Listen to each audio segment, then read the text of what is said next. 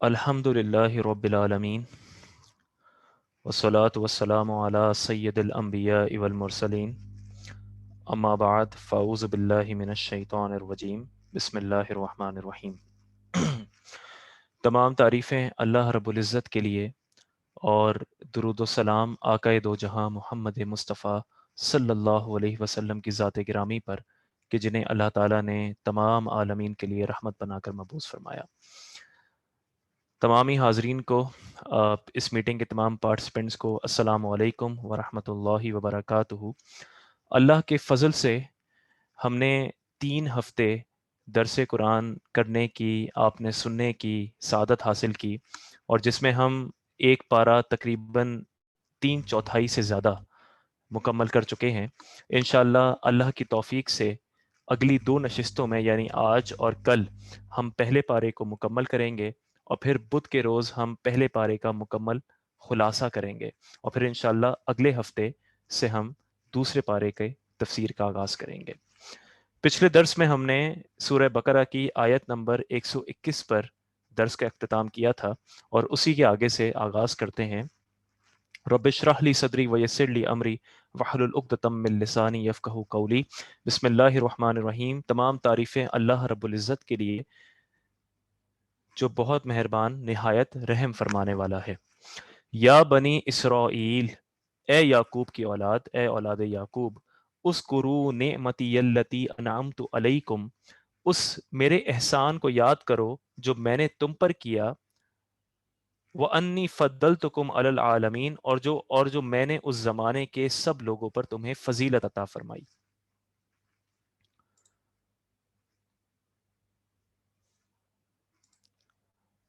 اور جو میں نے تو اس زمانے کے سب لوگوں پر تمہیں فضیلت عطا فرمائی، تو میرے اس احسان کو یاد کرو۔ اس کی ہم تفصیل سن چکے ہیں کہ جب امت مسلمہ آ گئی، یعنی امت مسلمہ سے مراد یہ کہ جب نبی کریم صلی اللہ علیہ وسلم آ گئے تو اب آپ کی امت سب سے افضل امت ہے۔ کنتم خیر امت اخرجت للناس، کہ یہ بہترین امت ہے جو لوگوں میں سے آئی ہے۔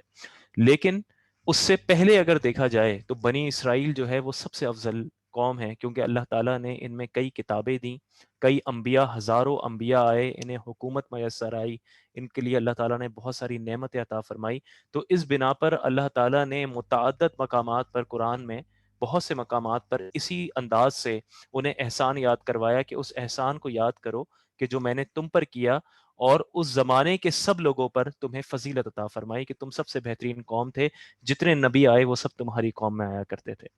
وَاتَّقُوا يَوْمًا لَا تَجْزِي نَفْسٌ عَن نَفْسٍ شَيْئًا۔ تو اب جب تم اپنے احسان کو یاد کر چکو اور ایمان نہ لاؤ، تو اب کیا ہے؟ وَاتَّقُوا، اس دن سے ڈرو، لا تجزی نفس عن نفس شیئا، کہ جب کوئی جان کسی دوسری جان کی طرف سے کوئی بدلہ نہ دے گی، ولا يقبل منها عدل، اور نہ اس سے کوئی معاوضہ لیا جائے گا، ولا تنفعها شفاعت، اور نہ کافر کو سفارش نفع دے گی، ولا هم ينصرون، اور نہ ہی ان کی مدد کی جائے گی۔ یہاں پر کافر جو ہے وہ لفظاً موجود نہیں ہے، لیکن یہاں پہ مراد کافر ہی ہے، کیونکہ مومن کو، اور ایک یہاں دیکھیں اس مقام پر ترجمہ کیا گیا کہ کافر کو نفع نہیں ملے گا۔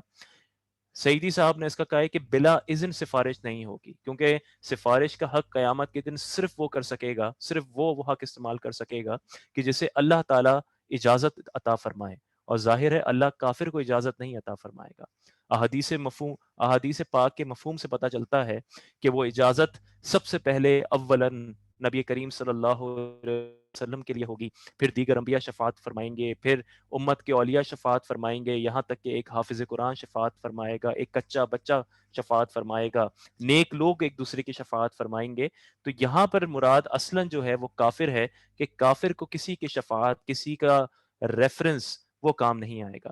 تو بس اس دن سے ڈرو کہ جس میں یہ تینوں چیزیں کام نہیں آئیں گی جو دنیا میں استعمال کی جاتی ہیں، کہ ایک کے بدلے دوسرا لے لو، ایسا نہیں ہو سکتا۔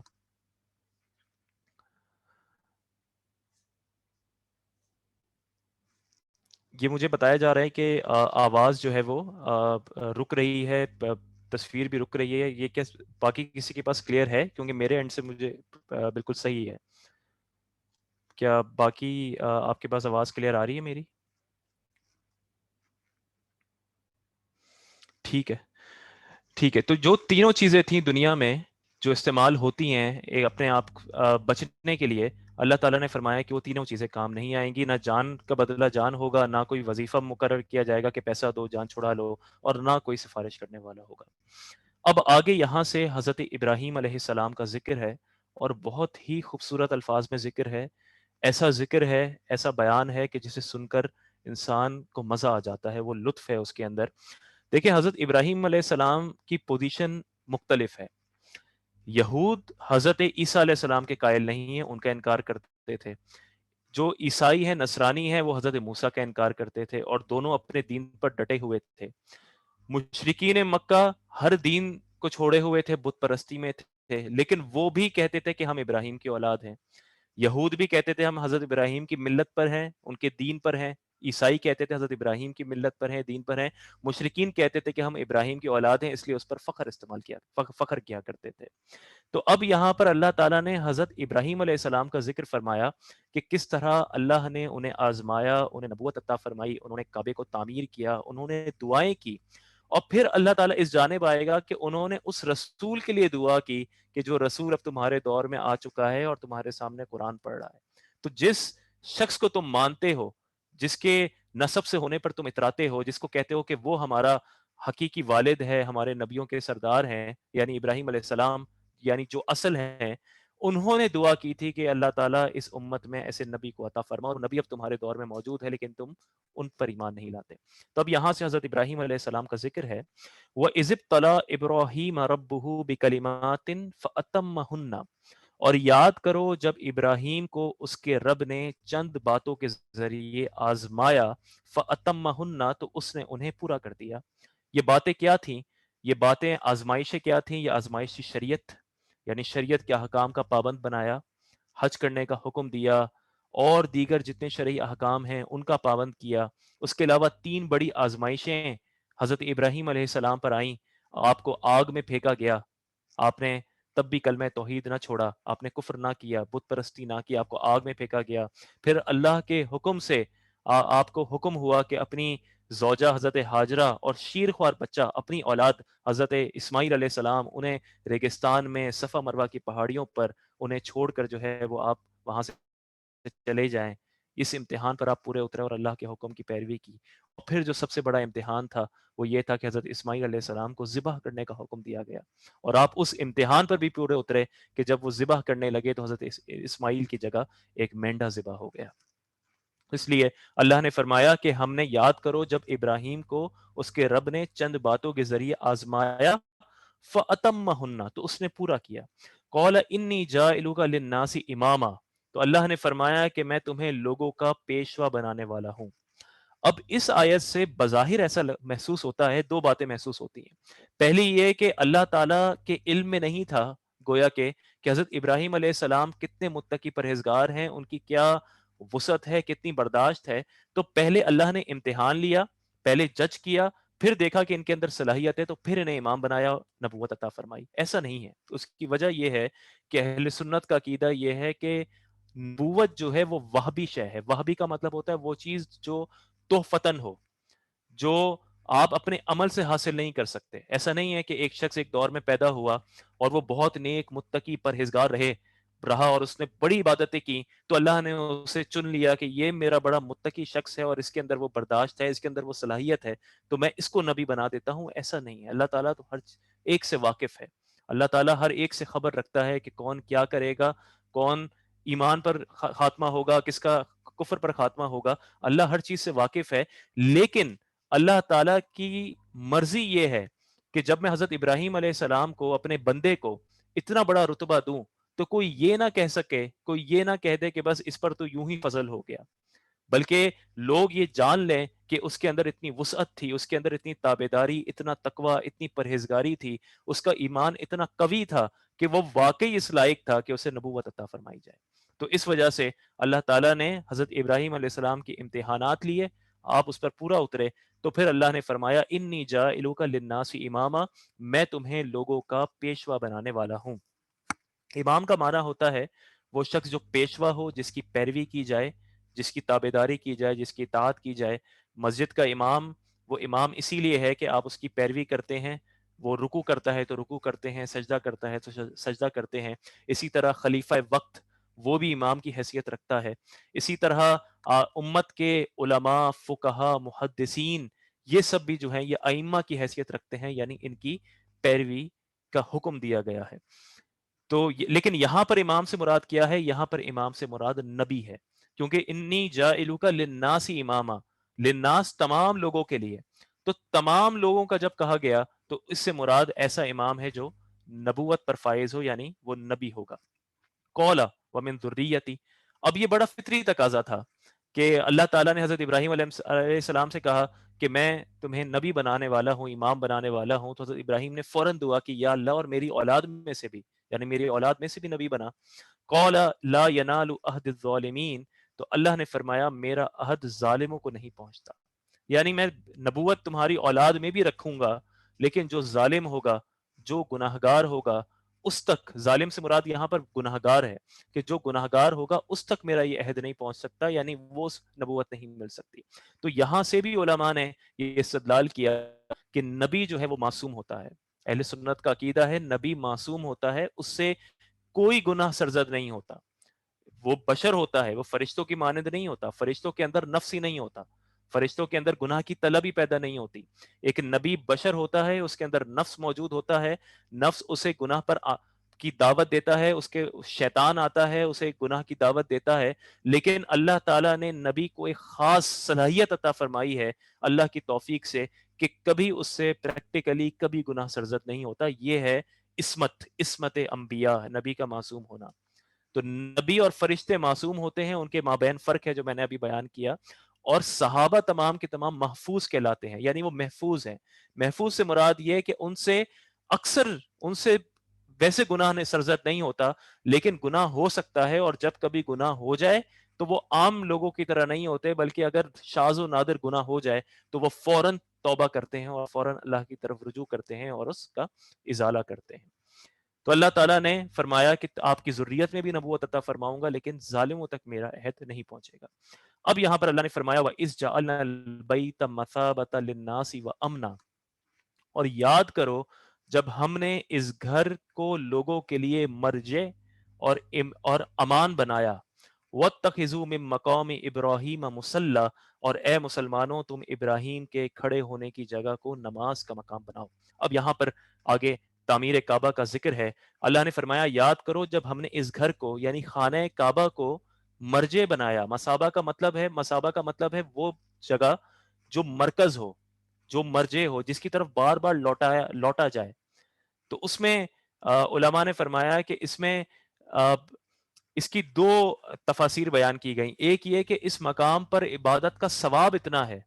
اس قدر ثواب ہے کہ بار بار انسان لوٹنا چاہتا ہے کہ وہ پھر خانہ کعبہ کے پاس آئے، اللہ کے گھر کے پاس آئے اور عبادت کرے. اور ایک یہ ہے کہ اس میں اتنا سکون ہے، راحت ہے کہ انسان کا جی نہیں بھرتا، اس سے بار بار دل چاہتا ہے کہ وہ پھر لوٹ کر آئے. تو اللہ نے فرمایا کہ ہم نے اس گھر کو مصابہ یعنی مرجع، مرکز بنایا، للناس لوگوں کے لیے، وَأَمْنًا اور امان بنایا. تو امان بنانے سے کیا مراد ہے؟ امان بنانے سے مراد یہ ہے کہ حرم میں جب کوئی شخص داخل ہو جائے تو وہاں پر حد جاری نہیں ہوتی. خانہ کعبہ کے اطراف میں یعنی کعبے کے پاس تو بالکل اتفاق ہے علماء کا کہ وہاں پر کسی پر حد جاری نہیں ہوگی. وہاں پر اگر کسی نے قتل کیا ہے تو اسے سزائے قتل نہیں کیا جائے گا، نہ کوڑے لگیں گے، نہ کوئی اور شرعی حد نافذ ہوگی، بلکہ حرم سے باہر حد نافذ ہوگی. جب تک وہ شخص حرم میں ہے تو وہ امان میں ہے. ہاں جو کعبے کے پاس اتفاق ہے، حرم کے درمیان علماء کا اختلاف ہے، لیکن اس میں بھی فقہ حنفی میں یہی ایک واضح موقف ہے کہ حرم میں حد جاری نہیں ہوگی بلکہ حرم سے باہر حد جاری کی جائے گی. اس لیے اللہ تعالیٰ نے اپنے گھر کو ایسا بنایا کہ بار بار دل کرتا ہے اس کی طرف لوٹا جائے، بار بار اسے مرکز بنایا اور اس میں اسے امن والا بنایا. پھر دیکھیں آگے جو بڑی پیاری آیت ہے، وَاتَّخِذُوا مِن مَّقَامِ إِبْرَاهِيمَ مُصَلًّى، اے مسلمانوں تم ابراہیم کے کھڑے ہونے کی جگہ کو نماز کا مقام بناؤ. اب آپ اس جانب غور کریں، یہ کیا ہے؟ یہ کھڑے ہونے کی جگہ کیا ہے؟ روایات میں آتا ہے کہ حضرت ابراہیم علیہ السلام اور حضرت اسماعیل، آپ دونوں مل کر کعبے کی تعمیر کر رہے ہیں، اور کعبے کی تعمیر میں حضرت اسماعیل پتھر لا رہے ہیں، حضرت ابراہیم علیہ السلام کھڑے ہو کر اس پتھر کو اپنی اپنی جگہ پر نصب کر رہے ہیں، اور جب عمارت بلند ہو گئی تو پھر حضرت ابراہیم علیہ السلام کا ہاتھ اوپر تک نہیں پہنچتا، تو پھر ایک پتھر لایا گیا اور اس پتھر پر حضرت ابراہیم علیہ السلام کھڑے ہوئے، اور اس پتھر پر کھڑے ہو کر پھر آپ نے باقی کی تعمیر کی، تو اس پتھر پر حضرت ابراہیم علیہ السلام کے پیر نقش ہو گئے، اور وہ جو نقش ہے اسی کو مقام ابراہیم کہا جاتا ہے، کہ یہ وہ پتھر ہے کہ جہاں پر حضرت ابراہیم علیہ السلام نے کھڑے ہو کر تعمیر کعبہ کی۔ نبی کریم صلی اللہ علیہ وسلم سے واضح احادیث سے یہ ثابت ہے کہ آپ نے طواف کے بعد 2 رکعت مقام ابراہیم پر پڑھی، اور یہ جو آیت کریمہ ہے یہ حضرت عمر کی خواہش تھی کہ اے اللہ، کہ حضرت عمر کے دل میں خواہش تھی کہ ہم مقام ابراہیم پر نماز پڑھیں، تو اللہ نے یہ آیت کریمہ بھی نازل کی، اور حضرت عمر کی خواہش کی موافقت بھی ہو گئی کہ اللہ نے فرمایا کہ اے مسلمانوں، تم ابراہیم کے کھڑے ہونے کی جگہ کو نماز کا مقام بناؤ۔ یہاں پر ایک بات بڑی غور طلب ہے، اور وہ عقیدے کی بات ہے، وہ ہر ایک کو سمجھ نہیں آتی، وہ ہر ایک کی ناقص عقل میں نہیں آتی۔ دیکھیں، ہم بہت سے لوگ ایسے ہیں جو یہ کہتے ہیں کہ نبی سے، نبی کا جو تم اتنا ادب کرتے ہو، نبی سے جو چیز منسوب ہوتی ہے اس کو اپنے لیے بابرکت سمجھتے ہو، نبی کی اتنی تعظیم کرتے ہو، اتنی نعتیں پڑھتے ہو، تو یہ سب وہ ہے کہ جو دین کے اعتبار سے صحیح نہیں ہے، یہ توحید کے منافی ہے، بس اللہ کی عبادت کرو۔ اس میں یہ وہ چیز ہے جو قرآن اور شریعت سے ہٹ کے ہے، یہ ان لوگوں کا موقف ہے، اور وہ یہ تصور پیش کرنا چاہتے ہیں کہ نبی صرف ایک وہ تھا جو جس طرح ایک ڈاکیا ہوتا ہے، ایک میسنجر ہے، ایک پیغام رساں ہے، بالکل اس طرح کہ جس طرح آپ کے گھر میں ایک ڈیلیوری والا شخص آپ کو ایک چیز، ایک پارسل پہنچا دیتا ہے، اور آپ کو اس سے کوئی غرض نہیں ہوتی کہ جس نے پہنچایا، آپ کو صرف اس بات سے غرض ہوتی ہے کہ آپ کو کیا حاصل ہوا ہے، اس نے کیا چیز آپ کے گھر پہ ڈیلیور کی ہے۔ تو یہ وہ لوگ ہیں کہ جو یہ تصور دینا چاہتے ہیں، لیکن ان لوگوں کے لیے یہ آیات بڑی واضح ہیں۔ حرم پورا اللہ کا ہے، مسجد حرام سب سے افضل مسجد ہے، اس میں خانہ کعبہ ہے، خانہ کعبہ کے ہر طرف 360 ڈگری میں کعبے سے قربت ہے، انوار و تجلیات ہیں، فضیلت ہے اللہ تعالی، لیکن اللہ تعالی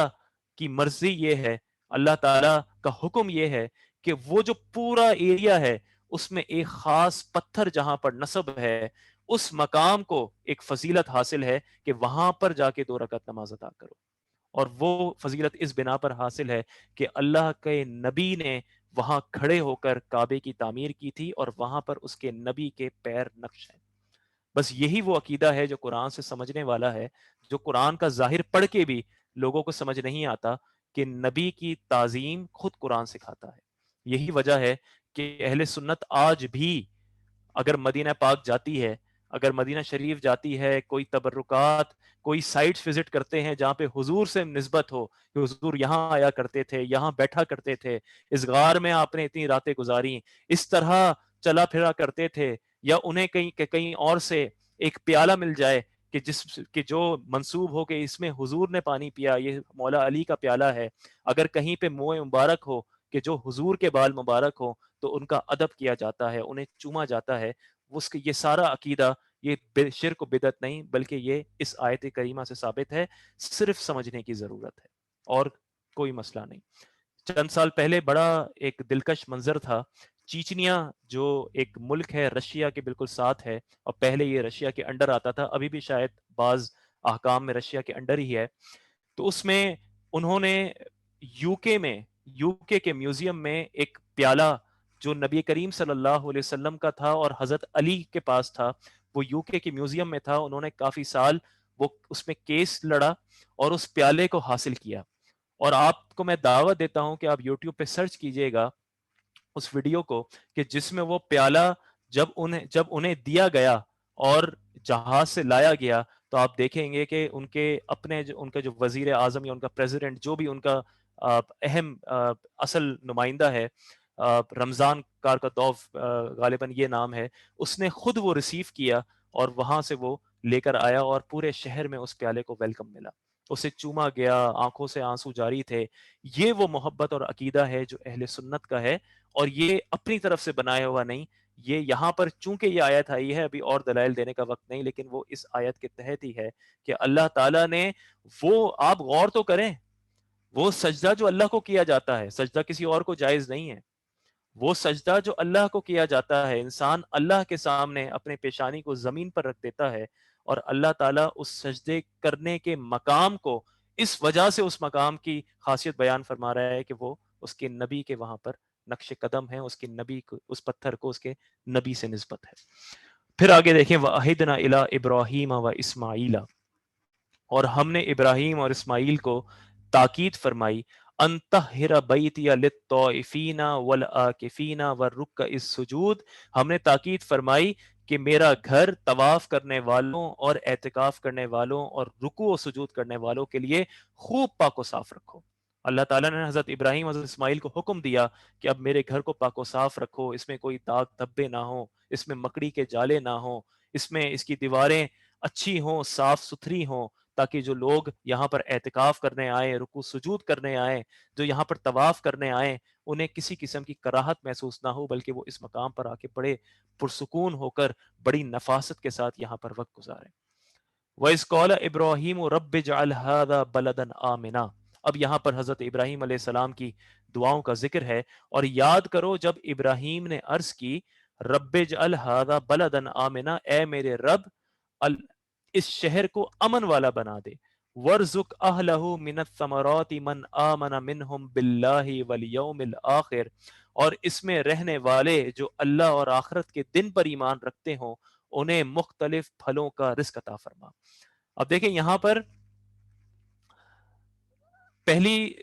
جو دعا تھی حضرت ابراہیم کی، اس میں نبوت کی جو دعا تھی وہ عام تھی کہ میری اولاد میں سب کو نبوت عطا فرما،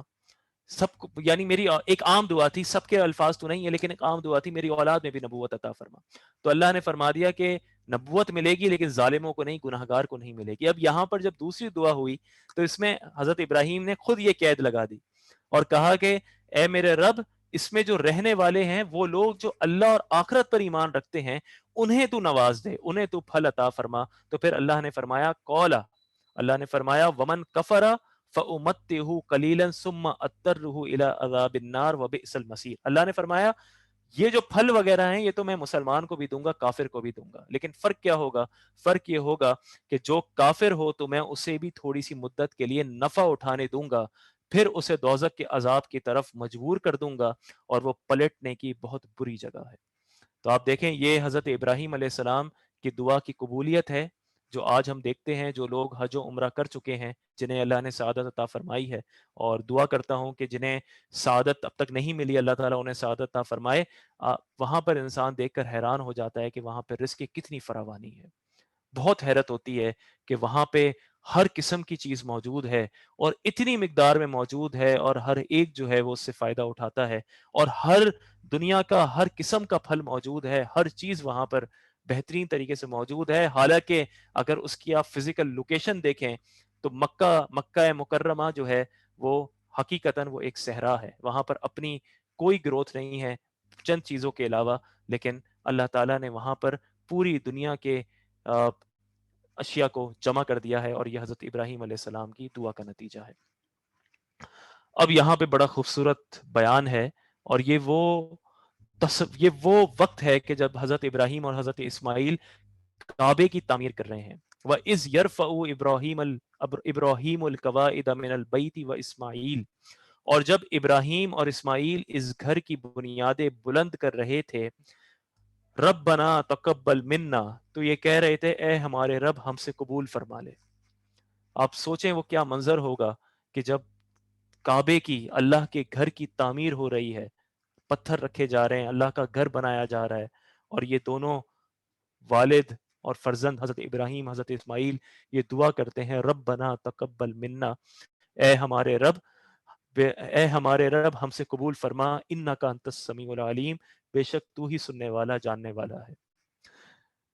ربنا وجعلنا مسلمین لک، اور اے ہمارے رب ہم دونوں کو اپنا فرما بردار رکھ، ومن ذریتنا مسلم امتا مسلمتا لک، اور ہماری اولاد میں سے ایک ایسی امت بنا جو تیری فرما بردار ہو۔ کعبے کی تعمیر ہو رہی ہے، اور اس میں یہ لوگ دعا کرتے ہیں کہ اے اللہ ہم سے یہ قبول فرما دے، اور پھر اپنی دنیا طلب نہیں کرتے، اپنے لیے کچھ نہیں مانگتے، بلکہ کہتے ہیں اے اللہ ہمیں اپنا فرما بردار رکھ،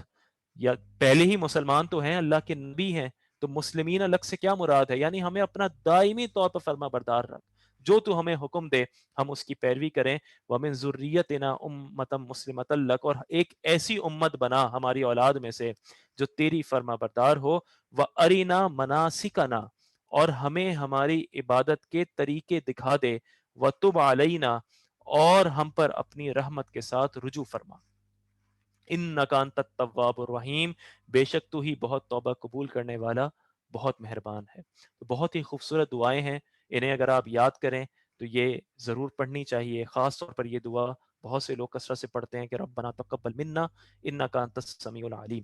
دیکھیں یہاں پر حضرت ابراہیم علیہ السلام اپنی دائمی فرما برداری کی دعا کرتے ہیں، اپنی اولاد میں سے فرما بردار امت کی دعا کرتے ہیں، اور پھر کہتے ہیں اے اللہ تو ہمیں مناسک سکھا۔ یہ مناسک کیا تھے؟ یہ مناسک حج کے مناسک تھے، جو حضرت جبرائیل علیہ السلام آئے اور حضرت ابراہیم علیہ السلام کو یہ مناسک سکھائے، اور پھر حضرت ابراہیم علیہ السلام نے اس کے مطابق حج کیا۔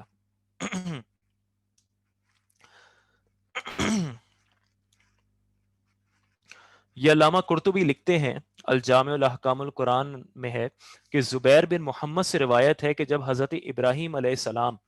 کعبے کو بنانے سے فارغ ہو گئے تو دعا کی اے رب میں اس کو بنانے سے فارغ ہو گیا، اب ہم کو ہماری عبادت بتا۔ تب اللہ تعالیٰ نے حضرت جبرائیل کو بھیجا اور انہوں نے ابراہیم کے ساتھ حج کیا،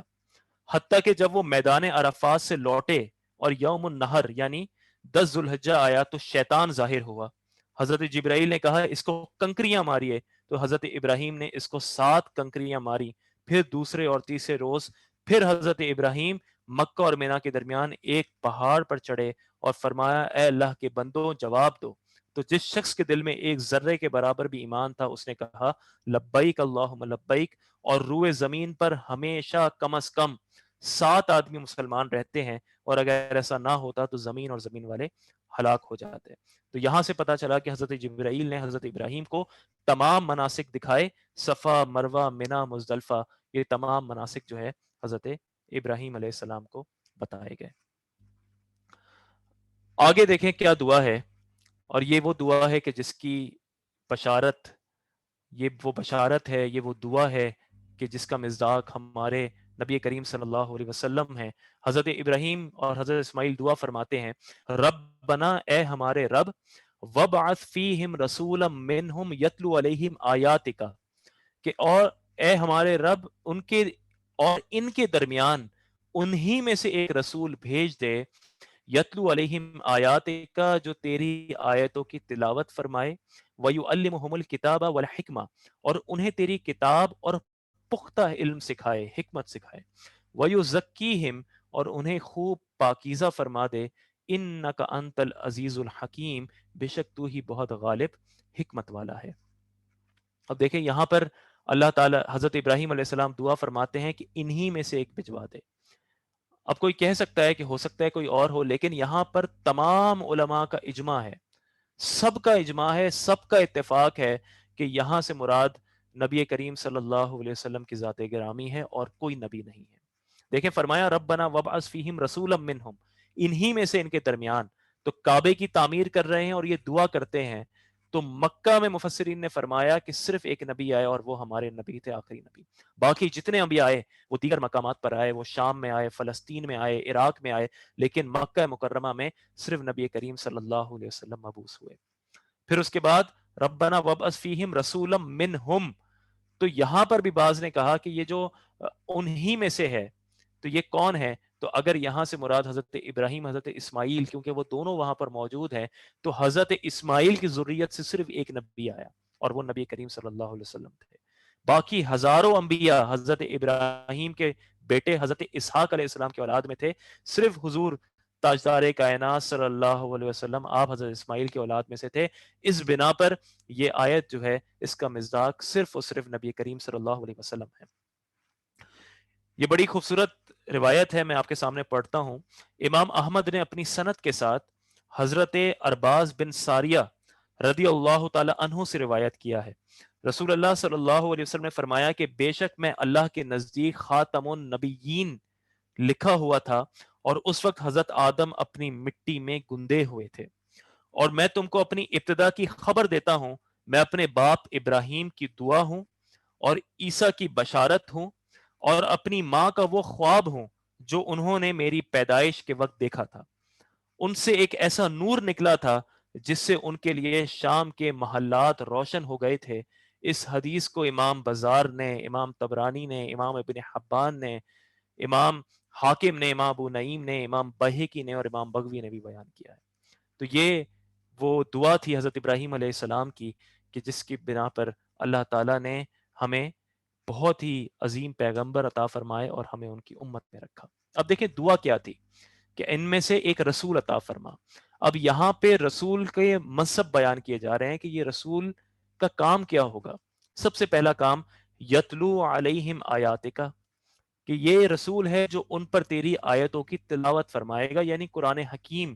جو تو اس پر نازل کرے گا، جو کتاب تو اس رسول کو دے گا، وہ ان لوگوں پر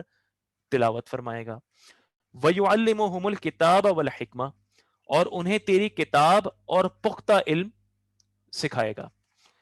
اب اگر دیکھیں یہاں پر ان لوگوں کا واضح طور پر رد ہے کہ جو یہ سمجھتے ہیں کہ ہمارے لیے صرف قرآن کافی ہے، ہمیں سنت کی ضرورت نہیں ہے، ہمیں حدیث کی ضرورت نہیں ہے۔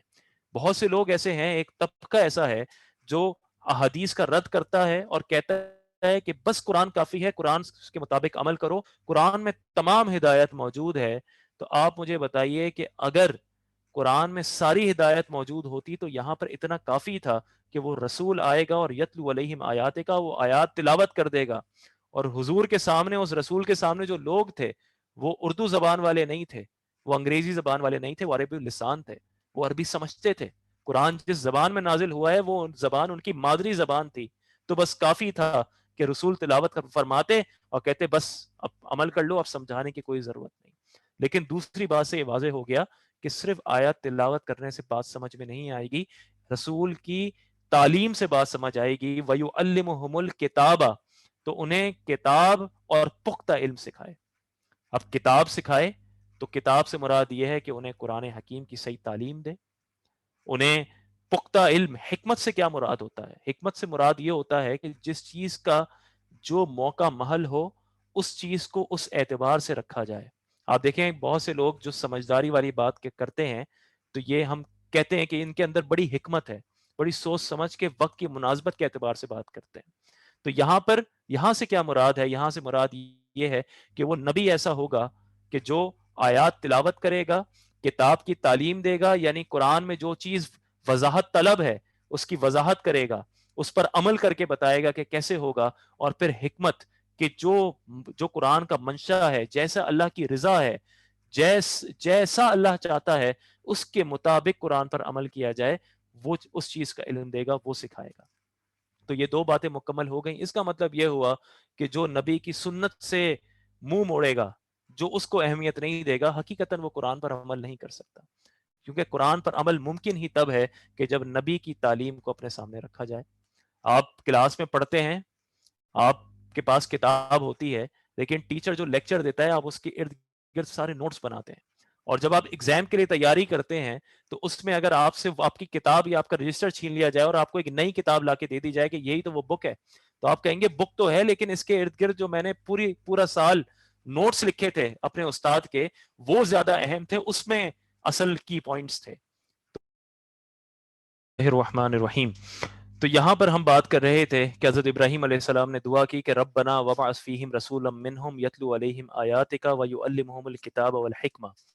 تو یہ وہ رسول ہے کہ اے اللہ ہمارے انہی کے درمیان انہی میں سے ایک رسول بھیج جو ان پر تیری آیتوں کی تلاوت فرمائے اور انہیں تیری کتاب اور پختہ علم سکھائے۔ اور اب تیسرا منصب رسول کا یہ بیان کیا وَيُزَكِّيهِمْ، اور انہیں خوب پاکیزہ فرما دے۔ اس کا مطلب یہ ہوا کہ کتاب قرآن کو پڑھنا یعنی تلاوت ہو جانا اور اس کے بعد علم سیکھ جانا، یہ بھی اپنی جگہ ہے، موجود ہے، لیکن خود بخود قرآن پڑھ کر قرآن سمجھ کر تزکیہ نہیں ہوتا۔ اس کا مطلب یہ ہوا کہ تزکیہ ایک علیحدہ شے ہے، اور یہ بھی نبی کا کام تھا کہ نبی تزکیہ فرمائے۔ تزکیہ سے مراد کیا ہے؟ تزکیہ سے مراد یہ ہے کہ انسان کے اندر جو باطنی امراض ہے، اس کے اندر حسد ہے، اس کے اندر کینہ ہے، اس کے اندر بغض ہے، اس کے اندر کنجوسی ہے، بخل ہے، ان تمام رذائل سے، ان تمام باطنی بیماریوں سے دل کو پاک و صاف کر دیا جائے، اور دل کو اس قدر صاف کر دیا جائے کہ پھر وہ دل، اس دل میں جو ہے وہ اللہ اپنا گھر بنا دے، اس دل میں اللہ کا نور آ جائے، وہ دل پھر اخلاص کے ساتھ عبادات کو ادا کرے۔ یہ ہے تزکیہ نفس، اور یہ بھی نبی کا منصب ہے، وَيُزَكِّيهِمْ، کہ انہیں خوب پاکیزہ فرما۔ تو بعض اوقات لوگ پوچھتے ہیں کہ بھائی یہ طریقت کے سلسلے کہاں سے آئے، یہ پیر کہاں سے آئے، پہلے کون سے پیر تھے؟ تو بس آپ یہ سمجھ لیں کہ جو پہلی دو چیزیں ہیں کہ تلاوت کرنا اور علم و حکمت سکھانا، تلاوت تو بہرحال آپ کے سامنے ہر ایک کر سکتا ہے، آپ قرآن پڑھ سکتے ہیں، لیکن کتاب اور حکمت کا علم، یہ وہ منصب ہے کہ جو ایک عالم اور مفتی کے پاس ہے۔ اور تزکیہ نفس، یہ ایک منصب ہے کہ جو حقیقتاً پیروں کا کام ہے، کہ یہ وہ سلاسل ہیں، وہ صوفیہ کے طریقے ہیں کہ جنہوں نے تزکیہ نفس کا انتظام فرمایا۔ یہ ایک شخص میں جمع بھی ہو سکتے ہیں، ایک وقت میں ایک ہی شخص بہترین عالم اور مفتی بھی ہو سکتا ہے، اور تزکیہ نفس بھی کر سکتا ہے، ایک پیر بھی ہو سکتا ہے، اور بعض اوقات یہ منفرد ہوتے ہیں کہ ایک شخص بڑا بہترین عالم اور مفتی ہوتا ہے، لیکن وہ تزکیہ نفس کروانے پر، اس کا اپنا تزکیہ ہوتا ہے، لیکن وہ تزکیہ نفس کروانے پر، اللہ سے ملانے پر عبور نہیں رکھتا۔ اور کچھ لوگ ایسے ہوتے ہیں جو قرآن و حدیث کا اس انداز سے علم نہیں رکھتے، لیکن اللہ تعالیٰ نے ان پہ اپنا خاص کرم فرمایا ہوتا ہے، اور وہ لوگوں کو اللہ کے قریب کر دیتے ہیں۔ یہی ہے وہ تزکیہ نفس کہ جو صوفیہ کے سلاسل ہیں ان میں کیا جاتا ہے، اور یہ بہت اہم ہے۔ جب تک دل پاک و صاف نہ ہو تو پھر بات نہیں بنتی، پھر صرف ظاہری شریعت رہ جاتی ہے، ظاہری احکام رہ جاتے ہیں، دین سے اٹیچمنٹ پیدا نہیں ہوتی۔ دین سے اٹیچمنٹ تبھی پیدا ہوگی کہ جب دل پاک و صاف ہوگا، پھر اللہ کا نور دل میں داخل ہوگا، اور پھر انسان کو اپنے دین سے سچی محبت ہوگی۔ انک انت العزیز الحکیم، بے شک تو ہی غالب حکمت والا ہے۔ بس دو آیتیں پڑھ کر ہم اپنے درس کے اختتام کی طرف جاتے ہیں۔ ومن یرغب عن ملت ابراہیم الا من صفح نفسا، اور ابراہیم کے دین سے وہی منہ پھیرے گا کہ جس نے خود کو احمق بنا رکھا ہو۔ وَلَقَدِ اسْتَفَيْنَاهُ فِي الدُّنْيَا، اور بے شک ہم نے اسے دنیا میں چن لیا۔ وَإِنَّهُ فِي الْآخِرَةِ لَمِنَ الصَّالِحِينَ، اور بے شک وہ آخرت میں ہمارا خاص قرب پانے والوں میں سے ہے۔ یعنی اللہ نے فرمایا کہ یہ یہودی اور عیسائی کہتے ہیں کہ ہم حضرت ابراہیم کے دین پر ہیں، حقیقتاً حضرت ابراہیم کے دین پر نبی کریم صلی اللہ علیہ وسلم ہے، اور جو شخص حضرت ابراہیم کے دین سے منہ موڑے گا تو وہ حقیقتاً بے وقوف ہے، احمق ہے، وہ خود کو احمق بنا رہا ہے۔ حضرت ابراہیم کو اللہ نے دنیا میں بھی چن لیا، اور آخرت میں بھی وہ خاص قرب میں ہوں گے۔ اس قول لہو ربہ اسلم قول اسلمت لرب العالمین، یاد کرو جب اس کے رب نے اسے فرمایا فرما برداری کر، تو اس نے عرض کی میں نے فرما برداری کی اس کی جو تمام جہانوں کا پالنے والا ہے۔ اسلم کا مطلب ہے، اسلام کا مطلب ہے اپنی گردن کو اللہ کے سامنے جھکا دینا، سر تسلیم خم کر دینا، اور شرعی اعتبار سے اس کا مطلب یہ ہے کہ اپنی طبیعت، اپنی کیفیات، اپنا نفع، اپنا نقصان، اپنا لطف، ہر چیز کو نظر انداز کر کے جو اللہ کا حکم ہے اس کی تعمیل کرنا، اس کے مطابق عمل کرنا، یہ ہے اسلام۔ اللہ نے فرمایا اس قول لہو ربہ اسلم، کہ یاد کرو جب اس کے رب نے اسے فرمایا فرما برداری کر، تو اس نے فرمایا کہ میں نے فرما برداری کی جو اس کی جو تمام جہانوں کا پالنے والا ہے۔ تو بس اللہ تعالیٰ نے حضرت ابراہیم علیہ السلام کی آزمائش کی، حضرت ابراہیم علیہ السلام نے ہر آزمائش پہ پورا اتر کے دکھایا۔ یہاں پر ہم اپنے درس کا آج اختتام کرتے ہیں۔ انشاءاللہ کل ہم یہیں سے آغاز کریں گے، اور کل انشاءاللہ اللہ کی توفیق سے پہلے پارے کا اختتام ہوگا۔ اللہ تعالیٰ سے دعا ہے کہ جو ہم نے سنا اگر اس میں کوئی غلطی کوتاہی ہو گئی ہو تو اللہ اسے اپنی رحمت سے معاف فرما دے، اور اللہ تعالیٰ ہمارے اس وقت دینے کو، آپ کے وقت نکالنے کو اپنی بارگاہ میں قبول و منظور فرمائے۔ السلام علیکم ورحمۃ اللہ وبرکاتہ۔